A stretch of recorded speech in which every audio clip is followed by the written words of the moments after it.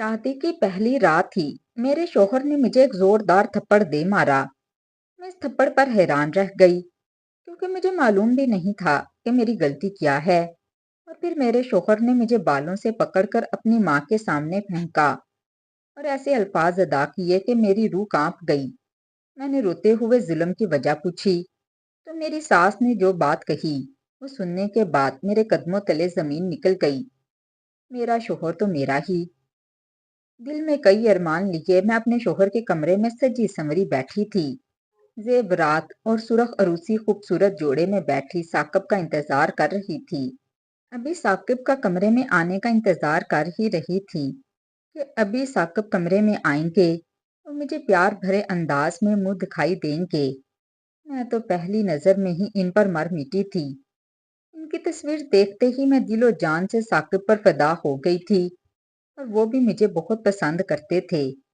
शादी से पहले जब भी वो घर आते तो मेरे लिए बहुत सारे तोहफे लाते और मेरी सास भी मुझसे बहुत प्यार जताती थी और मेरे बहुत लाड उठाती थी।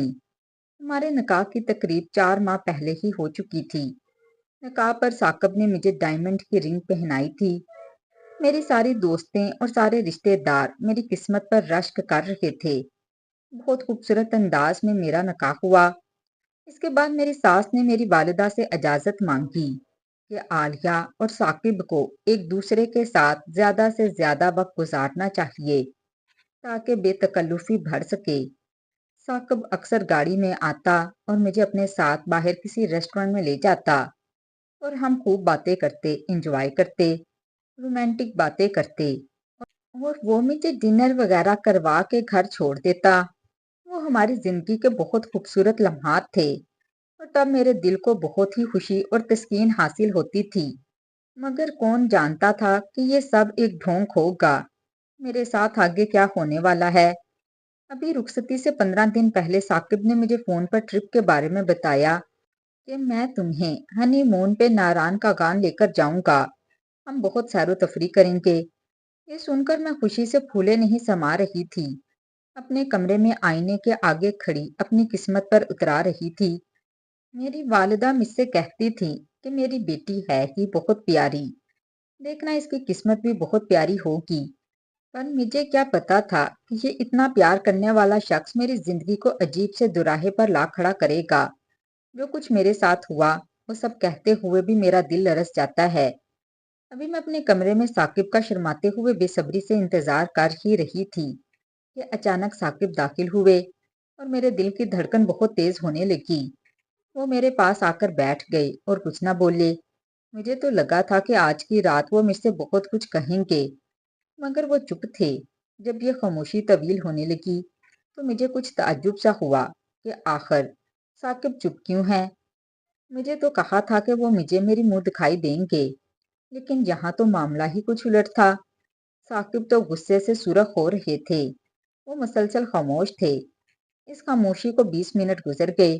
फिर मैंने हिम्मत करके बात शुरू की। मैंने नजरें नीचे झुकाए अपने हाथ साकिब की तरफ बढ़ाते हुए कहने लगी कि लाएं मेरी मुंह दिखाई दें। मैंने बड़े मान से ये बात कही थी तो उन्होंने मेरे मुंह पर एक जोरदार थप्पड़ दे मारा। ये मेरे लिए बहुत ही हैरान कुन था। इनका थप्पड़ खाते ही मैं बेड पर गिर गई। उठने की हिम्मत भी नहीं हुई थी कि वो मुझे मेरे बालों से पकड़कर घसीटते हुए कमरे से बाहर ले गए। मैं तो समझ ही नहीं पाई थी कि मेरे साथ ये क्या हुआ। मैंने कहा साकिब मेरे बाल छोड़ें, मगर उन्होंने मुझे बाहर बैठी मेरी सास सकीना बेगम के कदमों में जा फेंका और बोले, ये ले अम्मा, जो तूने कहा था मैंने वैसा ही किया। अब ये लड़की तेरे हवाले है। सालों से जिस बदले की आग में तू जल रही है, अब ले लो अपना बदला। पूरा कर ले अपना एक एक हिसाब। ये सुनते ही मैं हैरान रह गई और कांप उठी। मेरा रुखसार थप्पड़ से सुरख हो चुका था और मेरे बाल बिखर चुके थे। मेरी बहुत बुरी हालत थी। रो रो कर मेरी हिचकी बंध चुकी थी। मैं बहुत नाजुक सी तबीयत की मालिक थी। आज तक मेरे वालिदैन ने मुझसे ऊंची आवाज में बात तक नहीं की थी और वो मुझसे इतना प्यार करते थे और पहली रात ही मैं थप्पड़ खा चुकी थी। मुझे खौफ महसूस हो रहा था। मैं अपनी सास के कदमों में गिरकर रो रही थी। वो मुझे बहुत गुस्से से घूर रही थी। ان کی آنکھوں میں تو جیسے بدلے کی آگ تھی۔ انہوں نے اپنے ہاتھوں سے میرے جبڑے کو زور سے دبایا اور کہنے لگیں، برسوں سے انتظار تھا اس وقت کا، اور آج وہ وقت آ ہی گیا۔ اب دیکھنا بہت مزہ آئے گا۔ میں تیرا وہ حال کروں گی کہ تم موت کی دعا مانگو گی۔ یہ کہہ کر اس نے میرا ہاتھ پکڑا اور مجھے ایک اندھیرے کمرے میں جا کر بند کر دیا، اور باہر سے اس دروازے کو لاک کر دیا گیا۔ میں روتی رہی، چیختی رہی، چلاتی رہی، دروازہ پیٹتی رہی کہ مجھے یہاں کیوں بند کیا گیا ہے، میرا قصور کیا ہے؟ مگر کوئی میری مدد کو نہیں آیا۔ اس کمرے میں نہ ہی کوئی لائٹ تھی اور نہ ہی کوئی پنکھا، بس ایک چھوٹی سی کھڑکی تھی، اور وہ بھی بہت اونچی تھی، جہاں سے چاند کی روشنی آ رہی تھی۔ آسمان صاف دکھائی دے رہا تھا۔ کمرے میں میرا کافی وقت گزر چکا تھا اور وہاں کوئی نہیں آیا۔ اب تو حالت یہ تھی کہ میں رو رو کر تھک چکی تھی، بھوک سے نڈھال ہو رہی تھی۔ روتے روتے نہ جانے کب میری آنکھ لگی کہ اچانک میری ساس سکینہ بیگم نے دروازہ کھولا، ایک پلیٹ میں کھانا اور ایک گلاس پانی کا لیے غصے سے میرے سامنے پلیٹ پٹک کر رکھ دی اور میرے سامنے بیٹھ گئیں، اور شیطانی ہنسی ہنستے ہوئے کہنے لگیں، میں بالکل بے جان سی ہو چکی تھی۔ وہ کہنے لگیں، یہ لے کھانا کھا لے، آخر تجھے زندہ بھی تو رکھنا ہے، تجھے میں اتنی آسانی سے مرنے نہیں دوں گی۔ یہ سب دیکھ کر میری آنکھوں میں بہت سے سوال اٹھ رہے تھے۔ میں نے اس سے پوچھنے کی کوشش کی کہ مجھے بتائیں آخر میرا قصور کیا ہے، میرے ساتھ ایسا سلوک کیوں کیا جا رہا ہے؟ اس بات کا جواب دینے کی بجائے انہوں نے مجھے زور سے تھپڑ مارا اور مجھے پھر بری طرح سے پیٹنے لگیں۔ میں بہت روئی چلائی۔ پیچھے کھڑے ثاقب یہ سارا منظر دیکھ رہے تھے پر خاموش تھے، اور غصے سے زور زور سے قدم اٹھاتے ہوئے کہیں چلے گئے۔ پھر سکینہ بیگم نے مجھے بہت مارا کہ میرا جسم پر زخم کر دیے، اور جب مار مار کر تھک گئیں اور پھر دوبارہ سے مجھے اس کمرے میں بند کر کے چلی گئیں۔ درد کے مارے میرا جوڑ جوڑ دکھنے لگا تھا، اور ہونٹوں کے کنارے سے تو خون بھی نکل رہا تھا۔ میں اس عجیب و غریب کشمکش میں تھی کہ اچانک میری زندگی میں یہ کیسا موڑ آ گیا۔ مجھے یہ سمجھ نہیں آ رہا تھا کہ مجھے کس چیز کی سزا مل رہی ہے۔ میں تڑپ تڑپ کر روئی کہ یہ میرے ساتھ کیا ہو رہا ہے۔ میں اتنا روئی کہ روتے روتے میرا خلق کانٹوں کی طرح خشک ہو گیا، اور بھوک سے پیٹ میں بل پڑ گئے۔ نہ چاہتے ہوئے بھی میں نے کھانا کھایا اور پھر روتے روتے سو گئی۔ صبح اٹھتی ہوں تو کیا دیکھتی ہوں کہ میرے ہاتھ کو میری ساس رسی سے باندھ رہی ہیں۔ میں فوراً اٹھ کر بیٹھ گئی اور میں نے اپنے ہاتھ کھینچنے چاہے، لیکن اس کی گرفت بہت مضبوط تھی کہ میں اپنے آپ کو چھڑوا نہیں سکی۔ میں نے یہ کہا کہ یہ آپ میرے ساتھ کیا کر رہی ہیں، کیوں کر رہی ہیں؟ آخر میں نے آپ کا کیا بگاڑا ہے؟ ان کی آنکھوں میں تو جیسے خون اتر آیا، غصے سے اس کی آنکھیں سرخ ہو پڑی تھیں، اور میرے ہاتھوں کو زور سے رسی سے باندھ دیا۔ دوبارہ میرے سامنے بیٹھ گئیں اور کہنے لگیں کہ سکینہ بیگم نام ہے میرا، جب تک میں تجھے اذیت میں دیکھوں گی تب تک میرے دل کو سکون ملتا رہے گا۔ میں نے پوچھا کہ مجھے کس جرم کی سزا دی جا رہی ہے۔ سکینہ بیگم کہنے لگیں، اتنی بھی جلدی کیا ہے، بڑی عمر پڑی ہے یہ بتانے کے لیے کہ تمہارا جرم کیا ہے۔ میرے ہاتھوں پہ رسیوں کے نشانات پڑ چکے تھے۔ میں نے اپنا ہاتھ کھینچ کر آزاد کرنا چاہا، مگر میری کلائیوں میں سے خون ٹپکنے لگا۔ میں اپنی آنکھوں میں دردناک آنسو لیے رو رہی تھی۔ وہ بھی ایک وقت تھا کہ میرے والد مجھے شہزادیوں کی طرح رکھتے تھے۔ مجھے یاد آنے لگا ایک بار پھل کاٹتے ہوئے میرے ہاتھ پر ہلکی سی چھری کیا لگ گئی کہ انہوں نے تو پورے گھر میں طوفان اٹھا لیا۔ مجھے ڈاکٹر کے پاس لے کر گئے، پٹی کروائی۔ میرے والد مجھ سے بہت پیار کرتے تھے، مجھے گھر کے کسی کام کو ہاتھ نہیں لگانے دیتے تھے۔ کبھی میری والدہ مجھے کوئی کام کہہ بھی دیتی تو میرے والد فوراً ٹوک دیتے اور کہتے، میری پیاری بیٹی کو کوئی بھی کام نہ کہا کرو، یہ تو میری شہزادی ہے۔ میں اپنے والدین کی بہت لاڈلی تھی، اور اب اس لاڈلی کا حال بہت برا ہوتا جا رہا تھا۔ مجھے اندھیرے سے بہت خوف آتا تھا۔ جس کمرے میں سکینہ بیگم نے مجھے باندھ کر رکھا تھا، اس کمرے میں تو روشنی کا کوئی بھی نام و نشان نہیں تھا۔ صبح کے وقت اس چھوٹی سی کھڑکی سے روشنی ضرور آتی تھی۔ مجھے اس کمرے میں بند کیے کوئی 10 دن ہو گئے تھے۔ میری زندگی تو جیسے اچانک سے ایسی دردناک ہو گئی تھی کہ میں نے کبھی خواب میں بھی نہیں سوچا تھا۔ اور یہ سب تو میرے وہم و گمان میں بھی نہیں تھا۔ مجھے کمرے میں رات کے وقت تو اتنا خوف آتا کہ کبھی بلیوں کے گرانے کی آواز میرے کانوں میں پہنچتی تو میں خوف کے مارے کانپنے لگتی، میں چیختی چلاتی۔ اور ایک دن میری چیخوں کی آواز سن کر ثاقب آ گئے۔ انہوں نے دیکھا کہ میری حالت بہت بگڑ رہی ہے۔ انہیں مجھے دیکھ کر کچھ ترس آ گیا تو وہ مجھے اس کمرے سے باہر لے کر گئے اور ٹھنڈے پانی کا گلاس میرے سامنے رکھ دیا اور خاموشی سے میرے پاس کھڑے ہو گئے اور افسوس بھری نگاہوں سے میری طرف دیکھ رہے تھے کہ جیسے انہیں میری اس حالت پر بہت ترس آ رہا ہو۔ میں نے پانی پیا۔ اتنی دیر میں سکینہ بیگم وہاں آ گئی اور چیخنے لگیں، غصہ کرنے لگیں، ثاقب تمہیں کس نے کہا تھا کہ اس کو باہر نکالو؟ اور پھر میرا ہاتھ پکڑ کر واپس مجھے اس کمرے میں جانے کے لیے دھکیل دیا اور باہر سے دروازے کو لاک کر دیا۔ میں نے آوازیں دیں کہ رکیے، مجھے بتائیے یہ سب کیا ہو رہا ہے؟ میرا قصور کیا ہے؟ آپ لوگ میرے ساتھ ایسا جانوروں والا سلوک کیوں کر رہے ہیں؟ مجھے کمرے میں کیوں بند کر دیا گیا ہے؟ انہوں نے میری کسی بات کا جواب نہیں دیا۔ میں روتی رہی۔ رو رو کر میری آنکھیں سوج گئی تھیں۔ دن بدن میری رنگت خراب ہونے لگی تھی۔ مجھے ٹھیک سے کھانے کو نہیں دیا جاتا تھا۔ اس اندھیری کوٹری میں قید ہو کر رہ گئی تھی۔ رو کر اللہ سے دعا مانگتی رہتی، یا اللہ تو میری مدد کر، مجھے اس عذاب سے نکال دے۔ میں نے ان لوگوں سے کہنا ہی چھوڑ دیا۔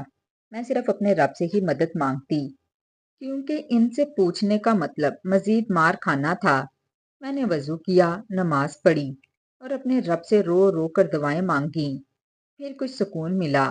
مجھے اپنے رب سے بہت امید تھی کہ ایک نہ ایک دن میں یہاں سے آزادی حاصل کر لوں گی۔ وقت گزرتا رہا۔ دن بدن میری ساس کا مجھ پر ظلم بڑھ رہا تھا۔ مجھے اتنی حیرانگی ہوتی کہ یہ تو شادی سے پہلے میرے اتنے نخرے اٹھاتی تھیں اور اب میرے ساتھ یہ سلوک کر رہی ہیں۔ یہ سوچتی کہ پتہ نہیں کون سا بدلہ لے رہی ہیں، کیسا بدلہ ہے جو کہ ختم ہونے کا نام ہی نہیں لے رہا۔ اب تو میں ہی ختم ہو رہی تھی۔ میں بہت کمزور ہوتی جا رہی تھی۔ میرا رنگ، میری خوبصورتی سب ڈھلتی جا رہی تھی۔ یہاں صرف 2 وقت کا کھانا ملتا اور ظلم کی تو حد ہی نہیں تھی۔ لیکن میں نا امید نہیں ہوئی اور اللہ سے دعائیں جاری رکھیں۔ جب ثاقب واپس آئے تو کچھ دوائیاں ثاقب کے ہاتھ میں پکڑی ہوئی تھیں۔ سکینہ بیگم کی حالت کچھ ٹھیک نہیں تھی۔ انہیں شوگر اور بلڈ پریشر کا مرض تھا۔ ثاقب نے انہیں کمرے میں لٹا کر مجھے آ کر کہا کہ آج سے کھانا تم بنا لیا کرو، اماں کی طبیعت ٹھیک نہیں۔ ورنہ سکینہ بیگم اپنے کچن میں مجھے پاؤں رکھنے بھی نہیں دیتی تھیں، بس صفائی جھاڑو پوچھا کروایا کرتی تھیں۔ پھر میں نے کچن بھی سنبھال لیا۔ میرے بنائے ہوئے کھانے ثاقب اور ان کی ماں کو کچھ پسند آنے لگے۔ جتنے دن وہ بیمار تھیں وہ خاموش رہیں۔ میں ان کی خدمت کرتی اور بیماری کی حالت میں سنبھالتی۔ وہ مجھ سے بات نہ کرتیں اور نہ ہی میرے پاس آتیں۔ کھانا کھاتیں اور لیٹ جاتیں اور آرام کرتیں۔ مجھے کمرے سے کچھ آزادی مل رہی تھی۔ میری اللہ پر امید بڑھ گئی تھی کہ ایک نہ ایک دن میں یہاں سے آزاد ہو جاؤں گی۔ میں اندر ہی اندر چاہتی تھی کہ کسی طرح میری والدہ سے میرا رابطہ ہو جائے، لیکن میرا رابطہ ہونا بہت ہی مشکل تھا کیونکہ میرے پاس کوئی موبائل فون نہیں تھا، کیونکہ موبائل فون تو سسرال میں شوہر سے ہی گفٹ میں ملتے ہیں اور میری تو شادی کی رات ہی بھیانک اور دردناک تھی جو کہ میں کبھی بھی نہیں بھول سکتی۔ ابھی شکر ہوا کہ ایک دن میں کچن میں کھانا بنا رہی تھی کہ سکینہ بیگم اندر آ گئیں اور میرے ہاتھ پکڑ کر گرم پکوڑوں سے لگا دیے۔ میں چیخنے لگی، چلانے لگی کہ سکینہ بیگم تھی کہ چھوڑنے کا نام تک نہیں لے رہی تھیں اور وہاں گرم پتیلے سے میرا ہاتھ جل رہا تھا۔ میں تڑپ رہی تھی۔ اتنے میں ثاقب اندر آ گئے۔ انہوں نے اپنی ماں کا ہاتھ پکڑ لیا اور مجھے بچایا۔ پھر وہ کہنے لگے، اماں ایک ایسی جہالت والے کام کر رہی ہو، چھوڑ دو اسے، چلو میرے ساتھ، مجھے آپ سے بات کرنی ہے۔ یہ بول کر وہ ان کا ہاتھ پکڑ کر کمرے میں لے گیا۔ میں رونے لگی۔ میرا ہاتھ جل چکا تھا۔ اپنی ماں کو ایک کمرے میں لے جا کر باہر سے دروازہ بند کر لیا۔ میں دروازے کے پاس چھپ کر کھڑی ہو گئی۔ ان کی باتیں سننے کی کوشش کر رہی تھی پر میں ناکام ہی رہی کیونکہ آواز باہر نہیں آ رہی تھی۔ اگلے دن کچن میں جب میں دوبارہ کام کرنے لگی، کھانا بنانے لگی، تو سکینہ بیگم داخل ہوئیں۔ پہلے تو میں ان کو دیکھ کر گھبرا گئی، سوچا کہ پھر کچھ کریں گی، لیکن انہوں نے مجھے کچھ نہیں کہا۔ خاموشی سے اپنا کچن میں سے کھانا پینا لیا اور لے کر باہر چلی گئیں۔ ثاقب میرے پاس آیا اور بولے، آؤ ہمارے ساتھ بیٹھ کر ناشتہ کرو۔ آج میں ناشتہ باہر سے لے کر آیا ہوں۔ تمہیں کچھ بھی بنانے کی ضرورت نہیں ہے۔ تمہارے ہاتھ پہ ویسے بھی چوٹ لگ گئی ہے۔ یہ کہہ کر وہ میرا ہاتھ پکڑ کر ناشتے کی ٹیبل پر لے گئی۔ میں ان کے ساتھ وہاں ایک چیئر پر بیٹھ گئی۔ وہاں پہ سکینہ بیگم اور ثاقب ناشتہ کرنے لگے۔ میں چپ بیٹھی رہی۔ میری ہمت نہیں ہو رہی تھی کہ میں ان کے ساتھ ناشتہ کروں۔ یہ لمحات میرے لیے کچھ حیران کن تھے۔ ثاقب نے مجھے کہا، یہ لو ناشتہ کرو۔ آج تو ایسے تھا کہ بڑے ہی دن بعد کچھ پیٹ بھر کر کھایا ہوگا۔ ناشتہ کرتے ہی ثاقب نے میرا ہاتھ پکڑا اور مجھے اپنے کمرے میں لے گیا اور ساتھ ہی اے سی چلا لیا۔ آج کا دن تو میرے لیے کچھ اور ہی نیا موڑ لے کر آیا تھا۔ ثاقب نے کہا کہ تم یہاں پر آرام کرو، شام میں آؤں گا۔ کمرے سے باہر مت آنا۔ کوشش کرنا بلا ضرورت کمرے سے باہر نہیں نکلنا۔ جب میں شام میں آؤں گا تو تم ریڈی رہنا۔ ہم آج رات کو باہر ڈنر کرنے جائیں گے۔ میں تو بس ان کی باتیں حیرانگی سے سنتی رہی۔ آخر کار 20 دن بعد ان کا یہ رویہ دیکھ کر مجھے یہ لگ رہا تھا کہ میں کوئی خواب دیکھ رہی ہوں۔ میں خاموش کھڑی دیکھتی رہی اور وہ تیار ہو کر آفس چلے گئے۔ کتنے دن بعد میں نے اپنے کمرے میں آ کر کچھ سکون کا سانس لیا، ورنہ 20 دن جو میں نے اندھیرے کمرے میں گزارے تھے کسی قیامت سے کم نہیں تھے۔ اس کے سامنے تو یہ کمرہ میرے لیے جنت تھا۔ اپنے کپڑوں میں سے ایک نیا سوٹ نکالا اور فریش ہو کر تیاری کرنے لگی۔ آج تو میں ایسا سوئی کہ شام کو ثاقب نے ہی آ کر مجھے اٹھایا تھا۔ ثاقب میرے لیے جوس اور فریشمنٹ کا کچھ سامان لے کر کمرے میں داخل ہوئے تھے۔ ثاقب میرے لیے اپنے ساتھ ایک کام کرنے والے نوکر کو بھی لے کر آئے تھے۔ وہ کھانے پینے کی چیزیں ایک ٹرالی میں رکھ کر لایا تھا۔ ثاقب نے اسے باہر جانے کا اشارہ کیا اور ثاقب نے مجھے کہا، یہ جوس پی کر ریڈی ہو جاؤ۔ میں تمہارے لیے ایک بہت خوبصورت ڈریس لایا ہوں، یہ پہن لو، ہم باہر چلیں گے اور آج تمہیں تمہارے سارے سوالوں کا جواب بھی مل جائے گا۔ یہ سن کر میں چونک گئی اور مجھ سے انتظار نہیں ہو رہا تھا۔ جس چیز کا میں کتنے دنوں سے صبر کر کے بیٹھی ہوئی تھی وہ باتیں میرے ذہن میں آ گئیں۔ میں جلدی سے ریڈی ہوئی۔ جب گھر سے نکل رہے تھے تو میری ساس سکینہ بیگم بھی بیٹھ گئیں اور آرام سے ہمیں دیکھ رہی تھیں پر کچھ نہیں بولی۔ خاموشی سے مجھے اور ثاقب کو دیکھتی رہیں لیکن خاموش بیٹھی رہیں۔ میں ان کی طرف دیکھ کر ڈر رہی تھی کہ ہمیں کہیں جانے سے روک ہی نہ دیں یا کوشش نہ کریں، اور انہوں نے کچھ نہیں کہا اور مجھے نظر انداز کر دیا۔ اپنا ٹی وی لگا کر دیکھنے لگیں۔ ثاقب نے گاڑی سٹارٹ کی اور میں ان کے ساتھ گاڑی میں بیٹھ گئی۔ پہلے تو یہ مجھے بہت ہی اچھے ریسٹورنٹ میں لے گئے۔ یہ وہی ریسٹورنٹ تھا جہاں ہم رخصتی سے پہلے جایا کرتے تھے، جہاں ہم رومانٹک باتیں کیا کرتے تھے۔ ثاقب نے مجھے آخری بار پھولوں کا گلدستہ بھی یہیں پر دیا تھا۔ ثاقب نے میری ساری فیورٹ ڈشز آرڈر کی تھیں۔ کھانا آنے میں بھی ٹائم تھا اور مجھ سے صبر نہیں ہو رہا تھا کہ مجھے میرے سارے سوالوں کا جواب ملنے والا تھا۔ آج مجھے پتہ لگنا تھا کہ آخر کار مجھے کس چیز کی سزا ملی ہے۔ میں یہی باتیں سوچ رہی تھی کہ ہمارا کھانا آ گیا۔ ثاقب نے مجھے بہت ہی پیار سے کھانا سرو کیا۔ میری تو حالت خراب ہو رہی تھی لیکن ثاقب آرام سے کھانا کھائے جا رہے تھے۔ جیسے ہی ہم نے ڈنر ختم کیا میں اس انتظار میں تھی کہ وہ مجھے کچھ بتائیں گے۔ انہوں نے بل پے کر کے میرا ہاتھ پکڑا اور مجھے ریسٹورنٹ سے باہر لے آئے۔ آج وہ بہت ہی پیار سے پیش آ رہے تھے اور اتنے دنوں سے ایسی بے رخی دکھائی تھی کہ مجھے اس سے ایسی امید نہیں تھی، اور آج پھر سے جیسے رخصتی سے پہلے تھے اس طرح کا رویہ اختیار کیے ہوئے تھے، ایسے کہ جیسے کچھ ہوا ہی نہ ہو۔ یہ مجھے ایک باغ میں لے گئے، وہاں پر ایک بینچ پر بیٹھ گئے۔ پھر میں نے انہیں کہا کہ مجھے بتائیں یہ سب کیا تھا۔ انہوں نے کہا کہ میں تمہیں سب بتاؤں گا، پہلے تم بتاؤ کہ یہ 20 دن تمہارے کیسے تھے۔ میں کیا کہتی، میں تو رو پڑی اور پھر پھوٹ پھوٹ کر رونے لگی۔ اتنا روئی اور روتے روتے کہا کہ میری زندگی کے یہ بہت ہی دردناک خوفناک دن تھے جو کہ میں کبھی نہیں بھول سکتی۔ میں نے کہا میرے والدین نے تو مجھے شہزادیوں کی طرح رکھا ہوا تھا، مجھ پر یہ وقت آئے گا میں کبھی سوچ بھی نہیں سکتی۔ پھر انہوں نے کہا تمہارے لیے تو یہ صرف 20 دن تھے، ہم نے تو ایسے پورے 20 سال دردناک اذیت میں گزارے۔ یہ سب باتیں سن کر میری آنکھیں تو پھٹی کی پھٹی رہ گئیں۔ ثاقب بولے، کسی دور میں تمہارے والد عرفان صاحب میرے والد بشیر صاحب کے پاس دبئی میں جاب کیا کرتے تھے، مگر بشیر صاحب ایک بہت بڑی کمپنی کے مالک تھے اور عرفان صاحب ان کے پاس ایک چھوٹی سی نوکری کیا کرتے تھے۔ بشیر صاحب کو عرفان پر بہت بھروسہ تھا، ان کا وہ پرسنل سیکرٹری تھا۔ ہر پریشانی ہر غم میں بشیر صاحب عرفان کا بہت ساتھ دیتے، ان کو سپورٹ کرتے تھے۔ ان کے اکلوتی بیٹی تھی جو کہ بہت ہی مناسب گھر سے تعلق رکھتی تھی۔ بشیر صاحب کی بس یہی غلطی تھی کہ وہ دل کے بہت صاف تھے اور لوگوں کے دھوکے میں بہت جلد آ جاتے تھے۔ اسی طرح تمہارے والد عرفان نے میرے باپ کو ایک بہت بڑا دھوکہ دیا۔ کسی بھی فائل پر سائن کرنا ہوتے تو وہ آنکھیں بند کر کے ان پر سائن کر دیتے۔ ان کو یقین تھا کہ عرفان اتنے سالوں سے سب کچھ سنبھال رہا ہے، وہ بہت ہی ایمانداری سے اپنا کردار ادا کر رہا تھا۔ میری امی کی حالت بگڑ رہی تھی۔ پھر یہ چھوٹی سی میری بہن پیدا ہوئی۔ میرے والد کو دبئی سے فوراً کراچی میں ہمارے پاس آنا تھا۔ انہوں نے سوچا کہ عرفان سب کچھ سنبھال لے گا۔ ایک دن انہوں نے ایک ایسی فائل پر سائن کروایا جس میں ساری کمپنی کی ملکیت عرفان کے نام پر ہو گئی۔ جب میرے والد یہاں پہنچے تو میری چھوٹی بہن پیدا ہوتے ہی انتقال کر چکی تھی۔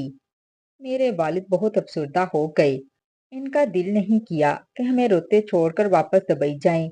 وہ کچھ ماہ ہمارے پاس رک گئے اور عرفان کو سارا بزنس سارا کام فون پر ہی سمجھا دیا۔ عرفان بظاہر اپنا سب کام ایمانداری سے کر رہا تھا۔ جب معاملہ ٹھنڈا پڑا تو میرے والد دوبارہ دبئی گئے تو کیا دیکھتے ہیں کہ عرفان تو اس کمپنی کا مالک بن بیٹھا ہے۔ سارے سٹاف کو یہی پتا تھا کہ سیکنڈ نمبر کہ اب عرفان اس کمپنی کا مالک ہے۔ بشیر صاحب نے اپنی خوشی سے عرفان کو یہ کمپنی دے دی کیونکہ میرے والد کے پاس ایسی کمپنیز کی کوئی کمی نہیں تھی۔ مگر میرے والد صاحب کو بہت دکھ ہوا، اتنا بڑا دھوکہ مجھے عرفان نے کیسے دے دیا۔ کاش میں وہ پیپرز پڑھ ہی لیتا۔ انہوں نے عرفان پر بہت غصہ کیا اور دھمکیاں دیں کہ میں تمہیں چھوڑوں گا نہیں۔ عرفان نے فوراً پلاننگ کر کے میرے والد کو قتل کروا دیا۔ اس دن مجھے اپنے والد کا بے صبری سے انتظار تھا۔ میں اپنے برتھ ڈے کیک تیار کر کے بیٹھا تھا، اپنے والد کا انتظار کر رہا تھا۔ کیا دیکھتا ہوں کہ ایک ایمبولینس آئی جس میں میرے والد کی ڈیڈ باڈی نکلتی ہے، اور اس وقت میں صرف 10 سال کا تھا۔ یہ دن تو ایسا ہمارے لیے قیامت کا تھا کہ ہمارے سر پر آسمان ٹوٹ پڑا تھا، اور میری والدہ کمزور تھیں، وہ کیا ہی کر لیتیں۔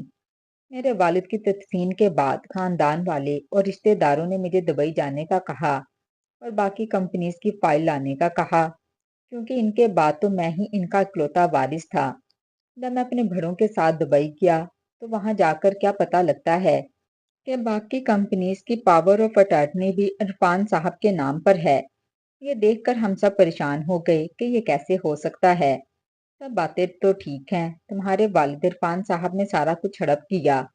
میں اس وقت بہت چھوٹا تھا، مجھے بہت غصہ آیا۔ میں سب کے بیچ میں تمہارے والد کا گریبان پکڑ کر انہیں مارنے لگا، لیکن یہ بھول گیا تھا کہ اس وقت وہ طاقتور ہیں۔ عرفان صاحب کو اس حرکت پہ بہت غصہ آیا۔ لوگوں نے مجھے ان سے بھی پیچھے چھڑوایا، لیکن وہ تو بہت ہی سنگ دل تھے۔ انہوں نے مجھے اس وقت کچھ نہیں کہا۔ میری والدہ نے بھی صبر کر لیا۔ اب ہم کچھ نہیں کر سکتے تھے۔ میں اپنی والدہ کے ساتھ اسی گھر میں رہتا، بڑی مشکل سے گزر بسر ہو رہا تھا۔ ایک دن میری والدہ نے مجھے کچھ پیسے دیے کہ سودا لے کر آؤ۔ میں واپس گھر آ رہا تھا کہ اچانک سے ایک گاڑی میرے پاس آ کر رک گئی، اور کچھ لوگ تھے جنہوں نے مجھے اندر کھینچا اور دروازہ بند کر دیا۔ تمہارے والد عرفان صاحب نے مجھے اغوا کروا لیا اور ایک ایسے کمرے میں بند کروا دیا جہاں نہ پنکھا تھا نہ روشنی تھی۔ میں وہاں روتا تڑپتا رہا۔ 3 ماہ میں نے وہاں گزارے، تڑپ تڑپ کر۔ ایک وقت کا کھانا دیتے اور مارتے بھی، اور میری امی کو دھمکیاں دیں کہ یہ گھر خالی کر دو اور یہاں سے دور کہیں چلی جاؤ، ورنہ اپنے شوہر کو تو تم کھو چکی ہو، اب اپنا بیٹا بھی کھو بیٹھو گی۔ میری اماں ڈر گئیں۔ فوراً سے انہوں نے گھر تمہارے والد کے کہنے پر خالی کر دیا اور ہم وہاں سے بہت دور چلے گئے۔ ہم دونوں بدلے کی آگ میں تڑپ رہے تھے۔ ہم تو سڑک پر آ ہی گئے تھے، صرف تمہارے والد کے دھوکے کی وجہ سے۔ ان 20 سالوں میں ہم نے بہت تنگیاں دیکھیں۔ میری والدہ ماسیوں کی طرح لوگوں کے گھروں میں کام کرتی، پھر آہستہ آہستہ ہمارا وقت بدلنا شروع ہوا۔ میں نے اپنی پڑھائی مکمل کی اور ایک بہت بڑی کمپنی جوائن کی، اور میں دن دگنی رات چگنی ترقی حاصل کرتا رہا۔ پھر ایک دن میں نے دوبارہ اپنا بزنس اپنے والد کی طرح کھڑا کیا۔ کوئی ہاتھ سے تو چھین سکتا ہے لیکن نصیب سے نہیں۔ ویسے بھی جن کے خون میں اپنے والد کی طرح کاروبار کرنے کی صلاحیت ہو، وہ دوبارہ بھی کھڑا ہو سکتا ہے، چاہے اس سے کوئی کتنا ہی دھوکے سے چھین لے۔ میں نے اپنی والدہ سے کہا تھا کہ رہنے دیتے ہیں، لیکن میری ماں اتنے سالوں سے میرے والد کو یاد کر کے تڑپتی ہیں، روتی رہیں۔ میرے والد والدہ سے بہت محبت کرتے تھے، وہ بدلے کی آگ میں جلتی رہیں۔ اور جب انہیں پتا چلا کہ عرفان کی ایک بیٹی بھی ہے اور عرفان باہر کے ملک میں دوسری شادی کر کے بیٹھا ہے، جو اپنوں کا سگا نہ ہو وہ غیروں کا کیا ہو سکتا تھا، لیکن اسے اپنی بیٹی سے بہت محبت ہے۔ اس نے تو اسے شہزادیوں کی طرح رکھا ہوا ہے۔ اس کی جان تو اصل میں اس کی بیٹی نادیہ میں ہے۔ جب ہم اس کو اذیت دیں گے تو ہمارا کچھ بدلہ پورا ہوگا۔ ثاقب کی ساری باتیں سن کر میں اپنی اذیت بھول گئی تھی۔ ثاقب نے مجھے کہا، ہمارا ایسا ظرف نہیں ہے۔ میں تمہیں پھر بھی کہوں گا، اگر تم میرے ساتھ زندگی گزارنا چاہتی ہو تو میں تمہیں اپنانے کے لیے تیار ہوں، کیونکہ میں ایسی سوچ نہیں رکھتا۔ تمہارے والد نے جو بھی کیا اس میں تمہارا کوئی قصور نہیں، اور میں نے اماں کو بھی یہی سمجھایا کہ تمہارے ساتھ زیادتیاں یا بدلہ لے کر ہمیں کیا مل جائے گا؟ کیا مجھے میرے والد واپس مل جائیں گے؟ جو وقت ہم نے مشکلات میں گزارا وہ تو گزر چکا ہے، لیکن میں تمہیں ایک ہی بات کہوں گا کہ تمہیں اپنے والد یا مجھے، ان دونوں میں سے کسی ایک کو چننا ہوگا۔ یہ کہتے ہوئے ثاقب نے میرا ہاتھ پکڑ لیا۔ میں نے شادی تم سے بدلہ لینے کے لیے کی تھی، لیکن نکاح کے بعد مجھے تم سے محبت ہو گئی۔ شاید اسی لیے کہا جاتا ہے کہ نکاح میں بہت ہی طاقت ہوتی ہے۔ میں تم سے دل سے محبت کرتا ہوں۔ اس کی ساری باتیں سن کر کچھ دیر کے لیے میں خاموش ہو گئی۔ میں نے انہیں جواب میں کچھ بھی نہیں کہا۔ ثاقب پریشان ہو گئے کیونکہ وہ مجھے چھوڑنا نہیں چاہتے تھے۔ انہیں میرے جواب کا بے صبری سے انتظار تھا۔ ثاقب کہنے لگے، دیکھو، واقعی ہی میں تم سے سچی محبت کرتا ہوں، تمہیں چھوڑنا نہیں چاہتا، تمہارے بغیر زندگی گزارنے کا تصور بھی نہیں کر سکتا۔ جب ماں تم پر ظلم کرتی تھی، مجھ سے برداشت نہیں ہوتا تھا، تو میں بھی پوری پوری رات کمرے میں بیٹھا تڑپتا رہتا تھا اور ان کے سامنے ظاہر نہیں کرتا تھا۔ میں نے کہا، یہ سوال تو میری والدہ نے مجھ سے بہت سال پہلے پوچھا تھا، جب میرے والد نے دوسری شادی کی تھی، کہ بتاؤ، کیا تم اپنے والد کے ساتھ رہنا چاہو گی یا والدہ کے ساتھ؟ تو میں نے اپنی والدہ کو چنا۔ میں نے اپنی ماں کو اس لیے چنا کیونکہ انہوں نے میرے لیے بہت قربانیاں دی تھیں اور میں ان کے ساتھ ہی رہتی۔ میرے والد تو میری شادی پر بھی نہیں تھے۔ ان سے ملے تو مجھے کتنا عرصہ گزر چکا ہے۔ جب سے انہوں نے دوسری شادی کی ہے، مجھے بھی ایسے بھول ہی گئے۔ نہ ہی پھر انہوں نے مجھے پلٹ کر دیکھا اور نہ ہی میں ان کے پیچھے گئی۔ یہ سن کر ثاقب خاموش ہو گئے۔ پھر میں نے ان کا ہاتھ تھاما اور کہا، ثاقب، میں آپ کے ساتھ زندگی گزارنا چاہوں گی۔ اس کے بعد میری ساس سکینہ بیگم کا رویہ بہت اچھا ہو گیا۔ ایک دن ناشتے کی ٹیبل پر وہ مجھ سے پوچھنے لگیں، تم لوگ ٹرپ پر کب جا رہے ہو؟ میں ایک دم سے گھبرا سی گئی۔ انہوں نے میرا ہاتھ تھاما اور کہا، ہم ابھی نہیں جا سکتے، مجھے اپنے آفس میں کچھ ضروری کام ہے، لیکن اب کل جا رہی ہیں، اسی لیے آپ سے ملنے آئے ہیں۔ پھر ساس نے میرے ساتھ مل کر ہماری پیکنگ کروائی اور انہوں نے اپنے برے رویے کے لیے مجھ سے معافی بھی مانگی۔ یہ ٹرپ ہمارے لیے بہت یادگار اور خوبصورت لمحات لے کر آیا۔ امید کرتے ہیں کہ ہماری آج کی کہانی آپ کو پسند آئی ہوگی۔ پسندیدگی کا بہترین اظہار یہ ہے کہ ہمارے چینل کو لائک، شیئر اور سبسکرائب ضرور کیجیے گا، اور کمنٹ باکس میں لازمی بتائیے گا کہ آج کی کہانی آپ کو کیسی لگی۔